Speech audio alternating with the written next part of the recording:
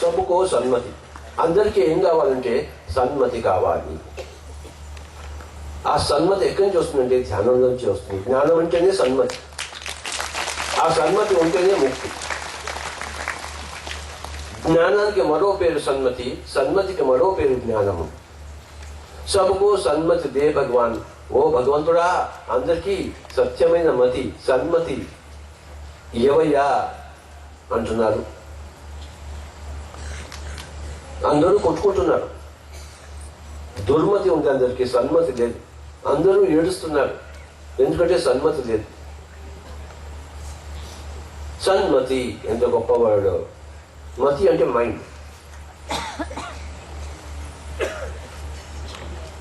Yeah మతి సా గతిర్భవేత్. అష్టావకర గీతలో చెప్పారన్నమాట. ముక్తాభిమాని ముక్తో హి బద్ధో బద్ధాని వాణ్యపి కిం వదంతీహ సత్యం యా మతి సా గతిర్భవేత్ అని అష్టావకర గీతలు. అంటే నీ మతి ఎలా ఉంటుందో నీ గతి అలా ఉంటుంది.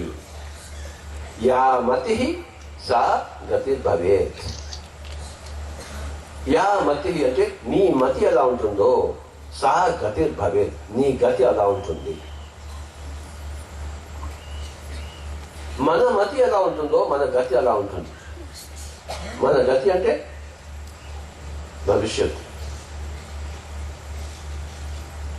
సంజయ్ కింగి గారు బబ్లు గారు వెంటనే హైదరాబాద్ వెళ్ళిపోవాలి. ఒకసారి వాటి గట్టిగా చెప్పలు కొట్టే వాళ్ళని మనం మాకు అల్విదా బోల్తాం. The most important and simplest and straightforward formula, as the mind is, so the life is. మన మతి ఎలా ఉంటుందో మన గతి అలా ఉంటుంది. మనకు సన్మతి ఉంటే సద్గతి ఉంటుంది, దుర్మతి ఉంటే దుర్గతి ఉంటుంది.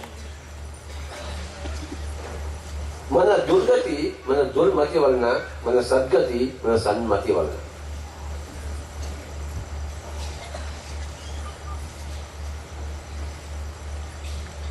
అందుకే మహాత్మా గాంధీ వేడుకున్నాడు ఆ భగవంతుడిని, ఓ భగవంతుడా అందరికీ సన్మతి నీది. ఈ హిందువులు ముస్లింలు కొట్లాడుకుంటున్నారు,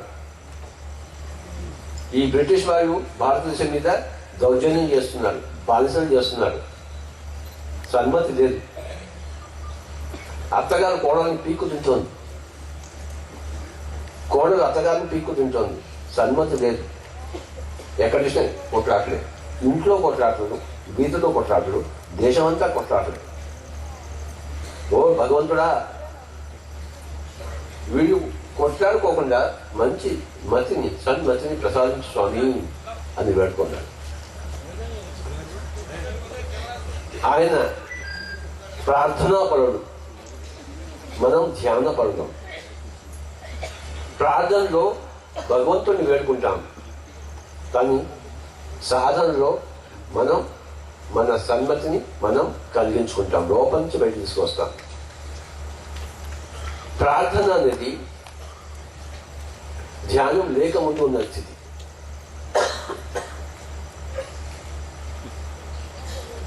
ప్రార్థన ఎక్కడ అంతమైపోతుందో ధ్యానం అక్కడ ప్రారంభమవుతుంది.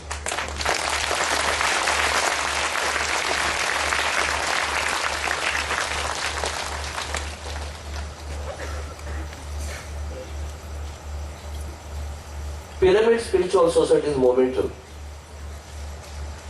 లో ప్రార్థన లేదు. పిరమిడ్ స్పిరిచువల్ సొసైటీ మూమెంట్ లో సాధన ఉంది.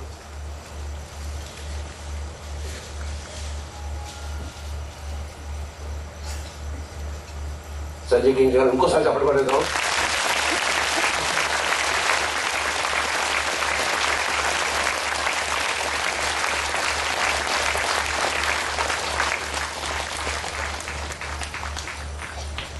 సాధన ఉన్నప్పుడు, ధ్యాన సాధన ఉన్నప్పుడు మనకి ఏమొస్తుందంటే సన్మతి వస్తుంది, దాని ద్వారా సద్గతి వస్తుంది.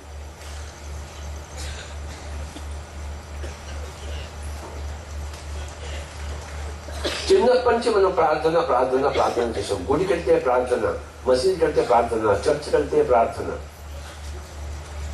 స్కూల్లో ప్రారంభంలో అందరూ ప్రార్థన, పిల్లలందరూ ప్రార్థన.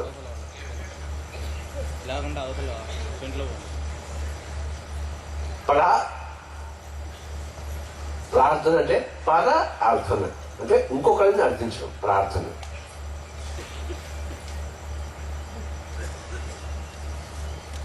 ప్రార్థన చేసి చేసి చేసి చేసి ఆ ప్రార్థనను వినిపించుకునే నాదుడు ఎవరు లేక లేక లేక ఆ ప్రార్థనతో విసిగిపోయి ఏమిటి నేను ఇంత ప్రార్థన చేస్తున్నానే నాకేమీ కలగటం లేదే అని పరితపిస్తూ ఎట్టకేలకు చివరకు అందరూ సాధనలోకి వస్తారు, ధ్యాన సాధనలోకి వస్తారు.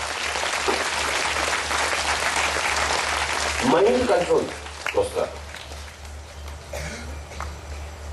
No more begging, we have to control our mind. మన మైండ్ని కంట్రోల్ చేయాలి, అది సిలబస్.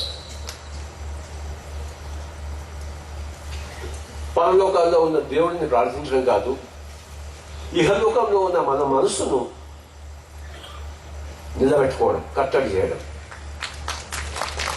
అది సిలబస్. Controlling our mind. పరి విధాలు పోతున్న ఆ మనస్సును ఒక విధంగా చేయడం, ఏక విధంగా చేయడం, తర్వాత నిర్విధంగా చేయడం. పరి విధాలుగా ఉన్న మనస్సును ఏక విధంగా చేసి, ఏకోన్ముఖంగా చేసి, ఏకముఖంగా చేసి, ఏక విధంగా చేసి, తర్వాత నిర్విధంగా చేయవాలి, అంటే నిర్గుణంగా చేయవాలి, నిశ్చింతగా చేయాలి, నిర్విషయముగా చేయాలి. దాని పేరు ధ్యానం. మనసును కట్టడి చేసి, ముట్టడి చేసి, చిత్తడి చేసి, మనసును స్వాధీనపరుచుకుని, మనసును నిర్మానుష్యం గావించి మనస్సు యొక్క మబ్బులు తొలగగానే ఆ ఆత్మ సూర్యుడు ఆత్మకు సువిదితమై ఆత్మశక్తి ఆత్మకు లభించి జీవితము సద్గతిలో ప్రయాణిస్తుంది. ప్రార్థన నుంచి సాధనకు రావడం అనేది ఒక గొప్ప విషయం. అది ఎలాంటిదంటే చిన్నపిల్లవాడు పెద్ద పిల్లవాడు కావడం. చిన్నపిల్లవాడు ఇంతసేపు తల్లి కొంగు చాటులో ఉంటాడు. పెద్దగా అయిన తర్వాత తల్లి కొంగు చాటులో ఉంటాడా? కనుక ప్రార్థనతో మొదలవుతుంది. తర్వాత పిల్ల దశలో ఎదుగుదలలో అడల్ట్ అయిన తర్వాత ఒక థింకింగ్ కెపాసిటీ వచ్చిన తర్వాత నేను నా కాళ్ళ మీద నేను నిలబడాలి. తండ్రి భుజం ఎక్కువ తల్లి ఒడిలో కూర్చునో కాదు, తన కాళ్ళ మీద తాను నిలబడతాడు. దాని పేరే ధ్యాన సాధన. తల్లి ఒడిలో చెప్పడం అది ప్రార్థన.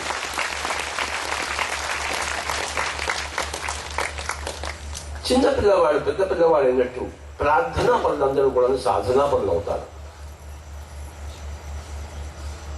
ప్రార్థనలోంచి సాధనలోకి వచ్చినప్పుడు రకరకాల సాధనలు మనల్ని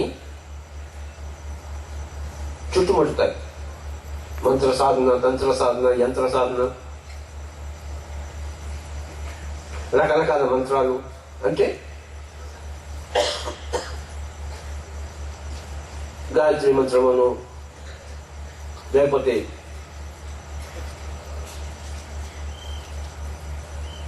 ఓం నమో అరిహంతానం జైన్ మంత్రము, బుద్ధిస్ట్ మంత్రాలు ఓం మణి పద్మేహం బుద్ధిస్ట్ మంత్రం, ఓం నమో అరిహంతాయ జైన్ మంత్రం.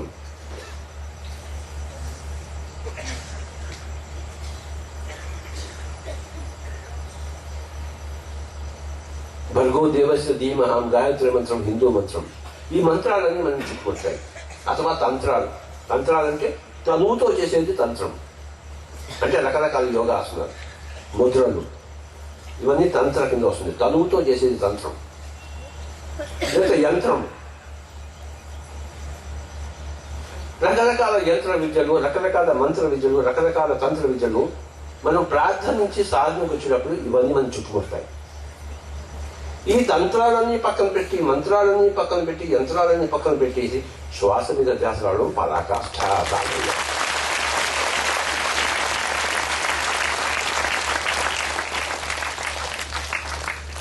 రకరకాల సాధన మార్గాలు చూసి చూసి చూసి చూసి ఎవరైనా సరే చివరికి వచ్చేది శ్వాస మీద ధ్యాస.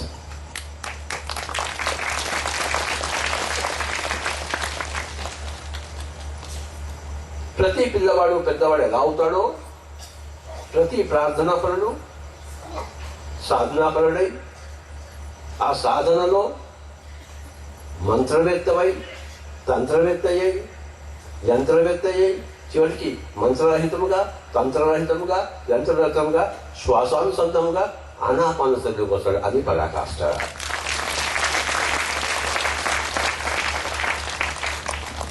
ఆనాపానసతిలో వచ్చినప్పుడు దాంతో అంతమైపోయింది. అంటే సాధనా క్రమము తెలిసిపోయింది. ఇంకా సాధన గంటలు గంటలు గంటలు గంటలు. ఈ ధ్యాన మహాచక్రంలో 10 రోజుల నుంచి అక్కడ అఖండ ధ్యాన సాధన చేస్తున్నారు. గంటలు గంటలు. ఒక్కొక్కరు నా దగ్గరకు వచ్చి చెప్పారు 20 గంటలు, 30 గంటలు, 40 గంటలు, 50 గంటలు. వాళ్ళందరికీ గట్టిగా చెప్పడం కొడతాను.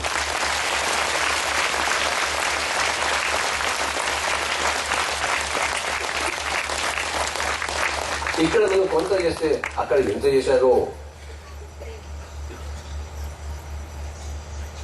అది ఎలా జరిగిందో చెప్తాను. సౌమ్య అని చెప్పేసి మన సీనియర్ గ్రేడ్ మాస్టర్ అమెరికాలో ఉంది. ఒకరోజు ఆవిడకి ఒక నెల రోజుల కిందట ఆవిడ ధ్యానం చేస్తుంటే మహావతార బాబాయ్ వచ్చాడు ఆవిడ దగ్గరికి.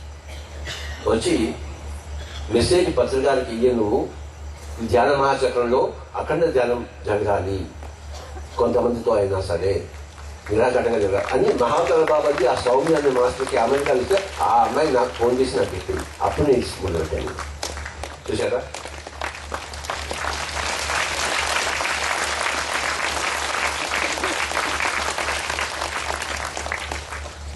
మన ధ్యాన మహాచక్రం ఎంత ముఖ్యమో ప్రపంచానికి.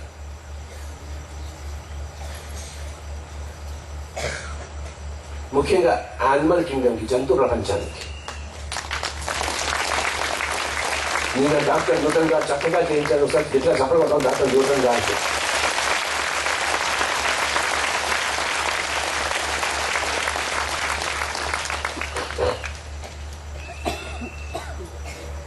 పిరమిడ్ స్పిరిచువల్ సొసైటీస్ మూమెంట్ ఉన్నదే జంతు ప్రపంచ సంరక్షణ కొరకు. ఎలాగైతే ఒక తల్లి పిల్లవాడి బాధ్యత తీసుకోవాలో, మానవాళి జంతు ప్రపంచం యొక్క బాధ్యత తీసుకోవాలి, భక్షించడం కాదు. We are elder brothers to the animal kingdom. The human kingdom is the elder brother to animal kingdom. జంతు ప్రపంచం నుంచి మనం ఒక కుక్క, పిల్లి మనం చేతి దగ్గర తీసుకుని వాటిని మన ఇంట్లో పెట్టుకుంటాము. అవి తదుపరి జన్మల్లో మానవ జన్మగా వస్తాయి. కనుక జంతు ప్రపంచాన్ని మానవ ప్రపంచంగా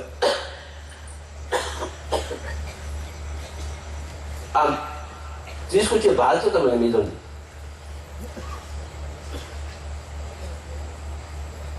జంతు ప్రపంచంలో అంటే యానిమల్ కింగ్డమ్ లో 3 రకాలు ఉన్నారు.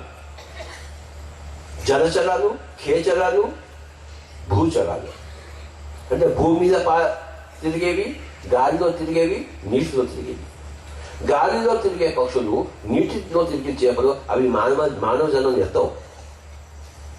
కేవలం భూమి మీద ఉండే జంతువులే మానవ జన్మ ఎత్తుతాయి. గుర్తుంచుకోండి. ఏ ఖేచరము, ఏ జలచరము మానవ జన్మ పరంపరలోకి రాదు. ఖేచరాలన్నీ, జలచరాలన్నీ అవి దేవతా గణాలకి, నేచర్ స్పిరిట్స్, ప్రకృతి దేవతల వైపు అటువైపు వెళ్తాయి. భూమి మీద సంచరించే జంతువులు మటుకు వాటిని మనం రక్షించి డొమెస్టికేట్ చేసి మానవ జన్మలోకి తీసుకురావాల్సిన బాధ్యత మానవాళిది.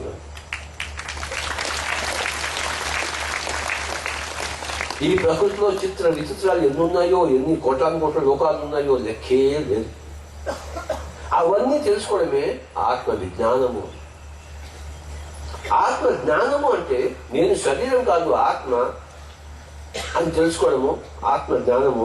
ఈ కోట్ల లోకాలు, జలచరాలు ఎక్కడికి పోతాయి, ఖేచరాలు ఎక్కడికి పోతాయి, భూచరాలు ఎక్కడికి పోతాయి, మానవుడు ఎన్ని జన్మలు తీసుకుంటాడు, ఏ లోకాల నుంచి వచ్చాడు, సత్యలోకాలు ఏంటి, తపోలోకాలు ఏంటి, మహాలోకాలు ఏంటి, జనాలోకాలేంటి, భూవర్లోకాలేంటి, సువర్లోకాలేంటి, ఇవన్నీ తెలుసుకోవడము, అనుభవించడం, తెలుసుకోవడం ఇదంతా ఆత్మ విజ్ఞానం.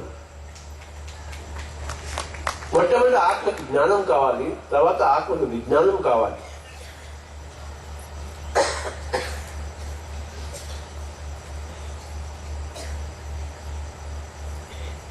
ఆత్మకి విజ్ఞానం వచ్చిన తర్వాత, జ్ఞానం వచ్చిన తర్వాత, విజ్ఞానం వచ్చిన తర్వాత ప్రజ్ఞానం వస్తుంది.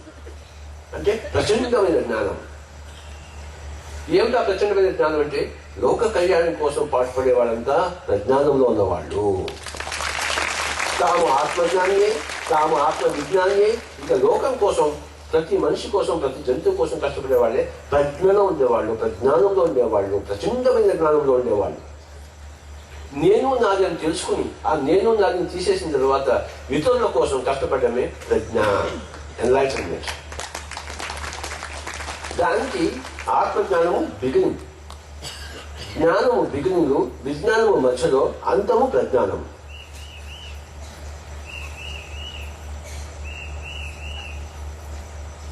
My dear friends, pyramid spiritual society movement అజ్ఞానులందరి అంటే జ్ఞానం లేని వాళ్ళందరినీ జ్ఞానంలోకి తీసుకొస్తూ, జ్ఞానంలో ఉన్న వారిని విజ్ఞానంలోకి ప్రవేశింపజేస్తూ, ఆత్మ విజ్ఞానంలో ఉన్న వారిని ప్రజ్ఞావంతులుగా, ఎన్లైటెండ్ మాస్టర్స్ గా, బుద్ధాస్ గా చేయడమే పిరమిడ్ స్పిరిచువల్ సొసైటీ మూమెంట్ యొక్క ప్రక్రియ.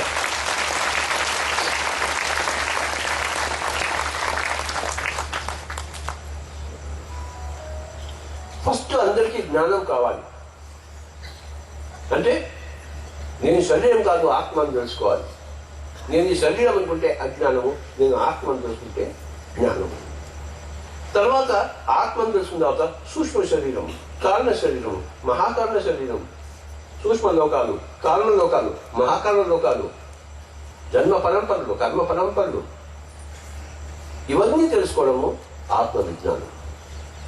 తర్వాత అందరి కోసం కష్టపడ్డము, తోటి వారికి సహాయపడ్డము, రకరకాలుగా, విధ విధాలుగా, అది ప్రజ్ఞ. ప్రజ్ఞ అంటే ఎన్లైటన్మెంట్. పిరమిడ్ మాస్టర్స్ అందరూ కూడాను very very highly developed enlightened masters.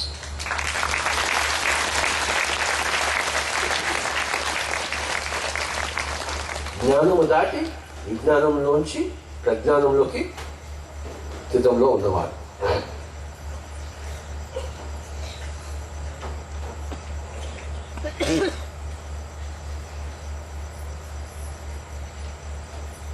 పది రోజులు ఇక్కడ పొద్దున ప్రాతకాలం సంగీతం ధ్యానం 3 గంటల సేపు ఎలా ఉంది?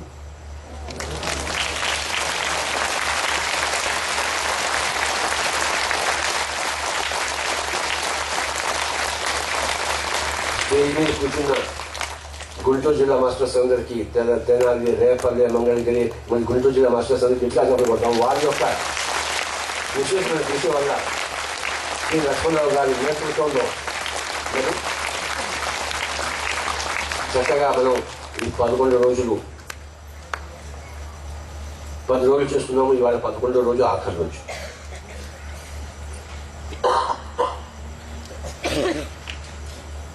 వచ్చే సంవత్సరం అంటే ఇవాళ ఆఖరి రోజు December 31st, రేపు 1st 2011, మళ్ళీ December 21st నుంచి 2011 నుంచి మళ్ళీ 11 రోజులు 2వ ధ్యాన మహాచక్రంలోకి మనం ప్రవేశిస్తాం.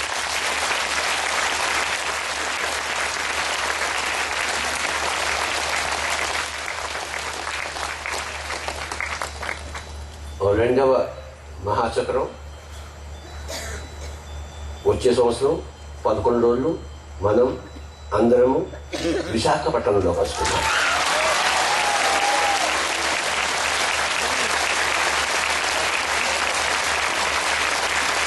ఎట్లా చెప్పడం విశాఖపట్నం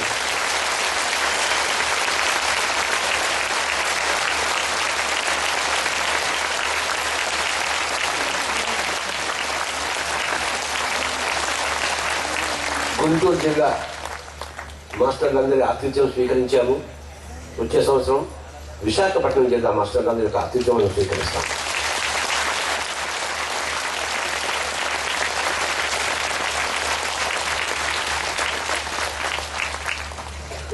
అంటే ఆ లోపల సునామీ రాకుండా ఉంటాయి.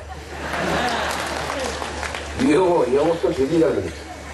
ఒకవేళ సునామీ వచ్చి విశాఖపట్నం కొట్టుకోకుండా ఉంటే తప్పకుండా మనం విశాఖపట్నం ఉంటాం. ప్రచండమైన మార్పులు రాబోతున్నాయి. 2012 సమీపిస్తున్న కొద్దీ భూమి మీద ఎక్కువ ఎక్కువ ఎక్కువ తరంగాలు వచ్చి వచ్చి వచ్చి వచ్చి మనకి ఎన్నో అవాంతరాలు జరుగుతాయి. కానీ ఇప్పటిదాకా అవాంతరాలు ఎన్నో వచ్చేవి ఉన్నాయి. అవి ఇంతవరకు అంత ఉధృతంగా రాలేదు. ఎందుకు రాదంటే ఇగో మన వల్ల రాలేదు. కనుక నేను గ్యారంటీగా చెప్తున్నాను, మనందరి ధ్యానం వల్ల విశాఖపట్నంలో సునామీ రాదు. కనుక ఖచ్చితంగా మనం విశాఖపట్నంలో చేసుకుంటున్నాం.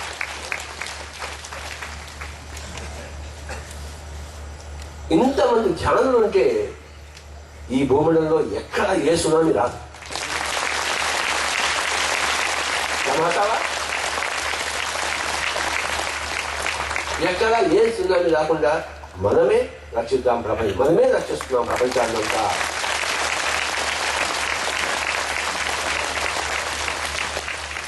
ఒకప్పుడు కేవలం హిమాలయంలోనే యోగులు ఉండేవారు. ఇప్పుడు ఆంధ్రదేశం అంతటా యోగులు ఉన్నారు.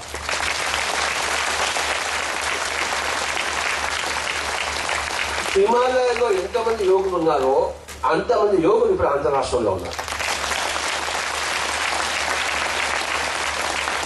ఒకటే కదా, వాళ్ళకి గడ్డాలు ఉన్నాయి, ఇక్కడ ఎవరికి గడ్డాలు లేవు అంటే.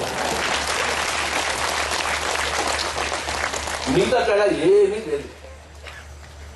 మొత్తం హిమాలయాల్లో ఎంతమంది యోగులు ఉన్నారో ఉండేవారో ఇప్పుడు అంతమంది యోగులు యోగేశ్వరులు మన ఆంధ్ర రాష్ట్రంలో ఉన్నారు. ఇక మిగతా భారతదేశం ఇంకా ఎంతో మంది ఉన్నారు. ఇంతమంది ఉన్నప్పుడు సునామీలు ఎలా వస్తాయి? రావు.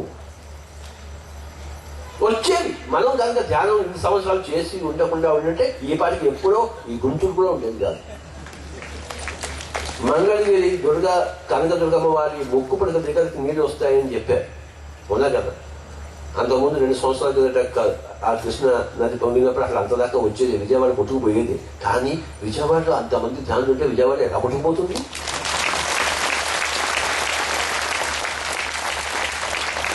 మనం 2 సంవత్సరాలు చేసిన ధ్యానం యొక్క ఫలము ఇప్పటికే ఎంతో అనుభవించేసి ఉన్నాం, ప్రపంచాన్ని రక్షించే ఉన్నాం.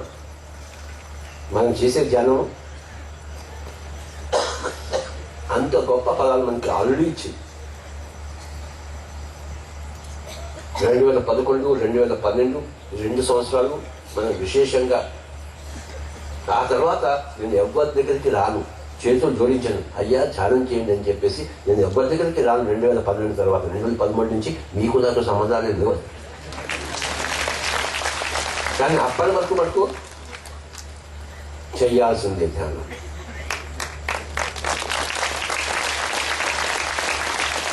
ఇంకొక 2 సంవత్సరాలు మనకి తెలుసు. మన డ్యూటీ, మన కర్తవ్యం, మన భూమండలం పట్ల, మన భూమి పట్ల, సకల మానవాళి పట్ల మనము తీసుకుని వచ్చిన కార్యక్రమం 2012 వరకు మనం ధ్యానం చేసి ఈ భూమండలాన్ని చక్కగా మనం పరిరక్షిస్తాము.